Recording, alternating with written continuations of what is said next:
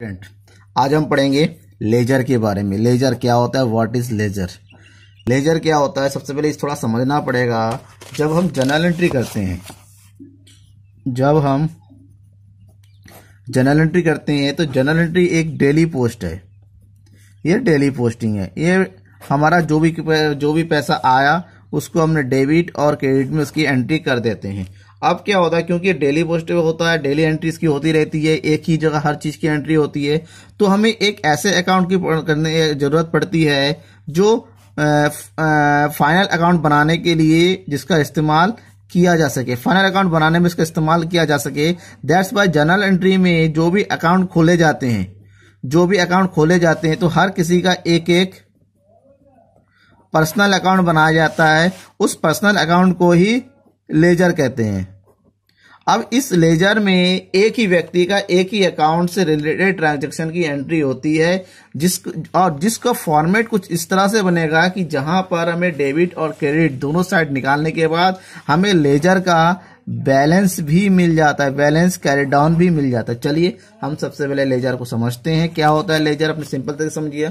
Laser क्या होता है, उसकी मीनिंग को समझेंगे, उसकी इंपॉर्टेंस को समझेंगे, उसके बाद उसके फॉर्मेट को भी समझेंगे। सबसे पहले यार लेजर की मीनिंग की बात करें, क्या कहता है, ledger is a book of final entry. Ledger एक फाइनल एंट्री की बुक होती है जहां पर जर्नल के थ्रू डायरेक्ट फाइनल एंट्री किया जाता है, फाइनल अकाउंट बना जाता है। We are all the accounts of a trader are maintained in a classified form. जहां पर ट्रेडर के सभी अकाउंट बनाया जाता है, उसको क्या कहते हैं, एक क्लासिफाइड तरीके से। क्लासिफाइड का मतलब हर एक ट्रांजेक्शन का एक अलग अलग अकाउंट बनाया जाता है, so as to give readily to necessary information required by him from time to time. जिससे उसको उसके लिए सारे वो रिकॉर्ड तैयार हो जाके जिसकी जरूरत उसको टाइम टू टाइम मिलती रहती है। यानी कि जो जर्नल एंट्री बनाया जाता है, जो जर्नल बनाया जाता है, जर्नल के थ्रू एक ऐसा अकाउंट बनाया जाता है जो पर्सनली होता है, जिससे हर तरह की इंफॉर्मेशन जो तुरंत देखने से मिल जाए। The book which contain account is known as a account. ऐसा बुक जिसमें अकाउंट कंटेन होता है, जो अकाउंट के साथ जुड़ा रहता है, उसको लेजर कहा जाता है। इसी के अकाउंट, इसीलिए एलसी क्रोपर, एक एलसी क्रोपर बहुत बड़े विद्वान माने जाते हैं, बहुत बड़े स्कॉलर माने जाते हैं। उन्होंने कहा था लेजर के बारे में, क्या कहा था, ये डेफिनेशन है, इसको ध्यान रखिएगा, नोट करके रखिएगा। The book which contains a classified and permanent record. एक ऐसा बुक जो कि कंटेन करता है, अपने पास रखता है क्लासिफाइड, एक वर्गीकृत, और परमानेंट यानी कि स्थायी रिकॉर्ड रखता है अपने पास ऑफ ऑल द ट्रांजेक्शन, सारे के सारे ट्रांजेक्शन का, ऑफ ए बिजनेस, किसी भी बिजनेस के सारे ट्रांजेक्शन का, इस कॉल्ड लेजर, उसको लेजर कहा जाता है। मतलब एक ऐसा अकाउंट जिससे बिजनेस के रिलेटेड सारी रिकॉर्ड को क्लासिफाइड तरीके से अलग अलग लिख के रखा जाता है, उसी को जो है लेजर कहा जाता है। अब लेजर बनाने के फायदा क्या है, लेजर बनाने के जो मेन फायदे, सबसे पहले है all accounts are opened in separate page in this book. Ledger का सबसे बड़ा फायदा यह है कि लेजर में हर एक अकाउंट को अलग अलग पेज में तैयार किया जाता है, अलग अलग पेज में सेपरेटली, ताकि हर एक अकाउंट को सही तरीके से जान सके। दूसरा, any type of information related to the business can be easily open. अगर इस अकाउंट को देखा जाए, आपको जो भी इंफॉर्मेशन चाहिए, जिस अकाउंट से रिलेटेड चाहिए, आपको लेजर देखिए पता चल जाएगा कि स्थिति क्या है। Trial balance can be prepare, और लेजर के थ्रू ही ट्रायल बैलेंस बनाया जाता है। ट्रायल बैलेंस लेजर से ही बनता है, ओनली एंड ओनली लेजर से, जिससे जो है अकाउंट्स की जो है सत्यता का पता लगाया जा सकता है, इसकी ट्रूरिटी का पता लगाया जाता है किस तरीके से है। उसके बाद trading and profit and loss account भी लेजर बनाने के बाद ही लेजर से trading and profit and loss बनाया जाता है, और ये लेजर के बाद ही बनाया जा सकता है। डायरेक्ट जर्नल एंट्री से trading and profit and loss बनाना मुश्किल होता है।